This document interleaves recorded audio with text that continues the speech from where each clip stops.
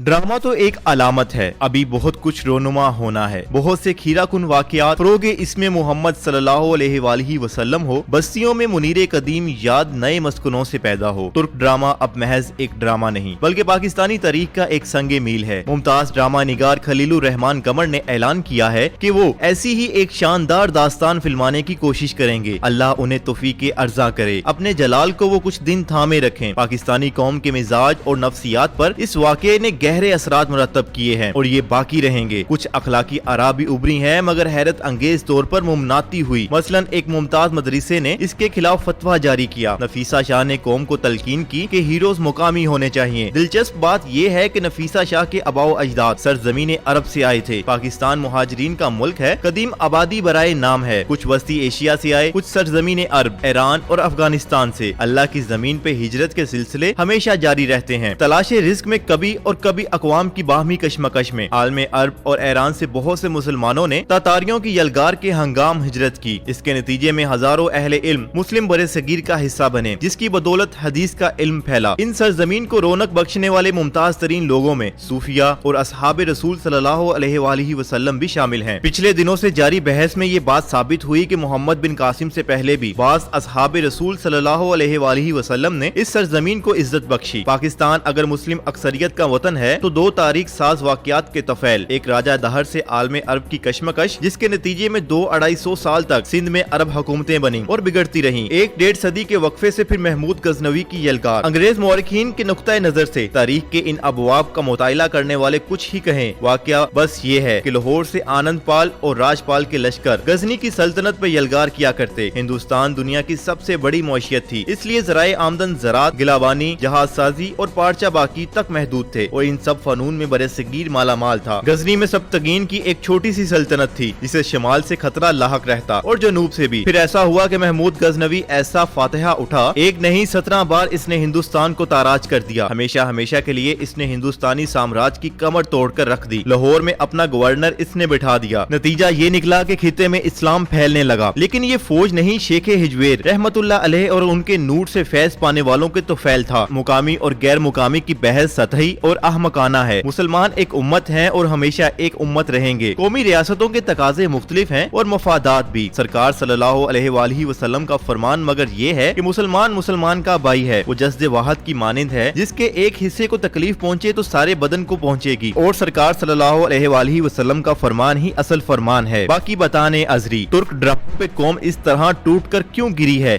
कि देखते ही देखते मगरबी, भारतीय और पाकिस्तानी फिल्में धुंधला गईं। इसलिए कि बयान की गई दास्तान में अजमत रिफ्त की झलक है। इस जमाने की बात गश्त जब हम दुनिया पे हुकूमत किया करते थे, जब तुर्क हुक्मरान टहलते हुए ऑस्ट्रिया और हंगरी तक चले जाया करते थे, जब 3 बड़े आजमों पे तुर्कों ने हुकूमत की और इस शान के साथ कि कोई इसका मद्दे मुकाबिल न था। परवरदिगार ने अरबों के बाद तुर्क कबाइल ही को इतना अरूज क्यों बख्शा? महमूद गजनवी, अल्प अरसलान और उसके बाद उस्मान तुर्क। सरकार सल्लल्लाहु अलैहि वसल्लम के एक फरमान में शायद ये इशारा पोशीदा है। फरमाया, हिंद के मुसलमान पहले हिंदुस्तान के मुशरिकीन को शिकस्त देंगे, फिर इब्ने मरियम अलैहिस्सलाम के साथ मिलकर दिमश्क में यहूदियों का मुकाबला। अहादीस में ये बशारत भी दी है कि तुर्क इनसे आ मिलेंगे, यानी मुस्लिम बरसगीर की सपाह से। ये पाकिस्तानी फौज के सिवा और कोई नहीं। अजीब बात ये है कि 1400 बरस पहले आप सल्लल्लाहु अलैहि वसल्लम ने जब ये इशारा किया तो हिंद और तुर्क कबाइल में एक भी मुसलमान न था। आप सल्लल्लाहु अलैहि वसल्लम की हर पेशगोई को मगर पूरा होना था। कुरान करीम में फरमान ये है, अपनी आरज़ू से वो कुछ नहीं कहते मगर वही जो उन पर नाजिल किया जाता है। मुनकरीन हदीस की बात दूसरी है, मगर हम जानते हैं कि सरकार सल्लल्लाहु अलैहि वसल्लम की सब पेशन गोइयां पूरी हुई। रूम और ईरान की तस्खीर, फिर डालों के चेहरे वाले यानी तारतारियों की भी। वस्ती एशिया के सब ममालिक ईरान, इराक और बिलादुल शाम को रोंदते हुए तातारी जब दमिश्क के दरवाजे तक जा पहुँचे थे, जब अब्बासी सल्तनत की जड़ें उन्होंने खोद डाली थी, मुसलमानों के लहू से दरिया जब सुर्ख हो गए थे, तो कौन कह सकता था कि रहमतुल आलमीन सल्लल्लाहु अलैहि वसल्लम की पेशन गोई पूरी होकर रहेगी। कौवे को सफेद कहने वालों का कोई इलाज नहीं, जिद पालने वालों का कोई इलाज नहीं। मुल्ला को समझाया जा सकता है और ना इल्हाद की तहरीकों से मुतासिर होने वाले मरऊबीन को, जो तरसों कम्युनिस्ट थे, परसों सोशलिस्ट, कल सेकुलर और आज लिबरल। भरोसा कर नहीं सकते غلاموں کی بصیرت پر، جسے زیبا کہیں آزاد بندے ہے وہی۔ زیبا مصطفیٰ کمال ان داناؤں میں سے ایک تھا جو یہ سمجھتے تھے کہ اسلام قصہ پاری نہ ہوا، ہمیشہ ہمیشہ کے لیے دنیا کی عنان اب مغرب کے ہاتھ میں رہیں گے۔ اپنے ماضی سے رشتہ اس نے توڑ ڈالا، رسم الحاظ بدل دیا، اذان اور دینی تعلیم پر پابندی عائد کر دی۔ کب تک مگر کب تک؟ انسانی فطرت کو بدلا جا سکتا ہے اور نہ ایک قوم کے اجتماعی مزاج کو۔ 70 برس کمیونسٹوں سے وسطی ایشیا کے مسلمانوں پر حکومت کی، مگر بالآخر وہ ڈہ پڑے۔ مصطفیٰ کمال ایک عظیم جنرل تھا، یورپ کی متحدہ افواج کو اس نے شکست دی، مگر ذہناً مرعوب، ذہناً غلام۔ ترک معاشرے کو بدل ڈالنے کے کمال خواب کی دھجیاں آج فضائے بسیط میں بکھر رہی ہیں۔ ترکوں نے خود کو اثر نو دریافت کر لیا ہے، اردوان ہو یا نہ ہو، فکر کے اس کارواں کو اب روکا نہیں جا سکتا۔ انشاءاللہ یہی کچھ پاکستان میں ہوگا۔ قائد اعظم اور اقبال کے پاکستان پر ہمیشہ بدعنوان شریفوں، زرداریوں اور کنفیوژن کے مارے عمرانیوں کی حکومت نہیں رہے گی۔ ترکیہ اور پاکستان کی ایک مشترک منور تقدیر ہے اور لازماً اسے بروئے کار آنا ہے۔ ڈرامہ تو محض ایک علامت ہے، ابھی بہت کچھ رونما ہونا ہے۔ بہت سے کھیرہ کن واقعات، فروغ اسم محمد صلی اللہ علیہ وآلہ وسلم ہو بستیوں میں، منیر قدیم یاد نئے مسکنوں سے پیدا ہو۔